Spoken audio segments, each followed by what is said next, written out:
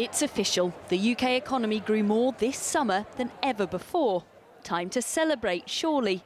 But hold on, because it follows the biggest fall in UK history, and the recovery is already running out of steam. So a sober-sounding Chancellor isn't getting ahead of himself.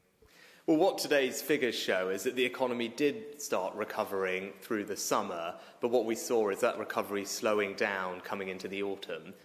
Hospitality accounts for 4% of GDP, and the Eat Out to Help Out scheme boosted restaurants like this one.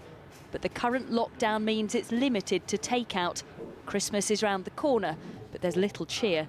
We certainly expect to do a huge amount of our turnover in the sort of late November through to December period. This year, we haven't been able to plan for it really because we don't know what's ahead, we don't know what's around the corner. And despite the recovery, the UK economy overall is still 8.2% smaller than before the pandemic. No surprise to the owner of this company, who's had to let 55 staff go. In a sector that can't work because mass gatherings aren't allowed, then in our sector, we haven't seen anything.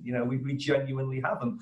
A company doing well at the moment will probably be doing up to maybe 10% of its monthly turnover that it was doing this time last year. What about all those people who don't have jobs, who are looking at the prospect of a winter without a job, some of whom we have met who were made redundant just before the furlough scheme was extended? You say jobs is your top priority, but I don't think people all believe that at the moment.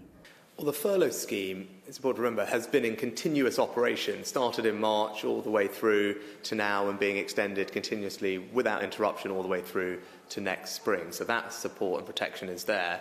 It's protected over 9 million jobs so far. And it's part of a £200 billion package of support that we've put in place.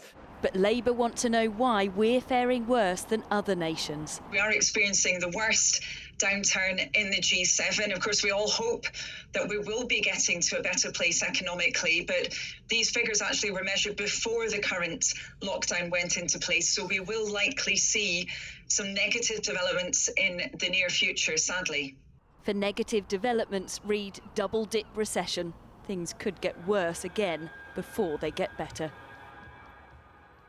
Well, Tessa's outside the Chancellor's home in Downing Street for us tonight. And Tessa, this is an incredibly uncertain time for businesses right across the UK. It is, isn't it? We're in the run-up to Christmas. In England, we're in the middle of a lockdown with no clear idea of what will replace it. There are different restrictions elsewhere. Throw Brexit into the mix in the new year, and it is really difficult for businesses to know how to plan. There are reasons to be cautiously optimistic on the health front, promising news about mass testing and vaccines this week, and the markets have responded really positively to that. So let's hope that the wider economy does too. But, and I'm sorry to be gloomy, but we have to be realistic. We are going to be living with the impact of the lockdown economy for not just months, but years to come. OK, Tessa from Downing Street, thank you.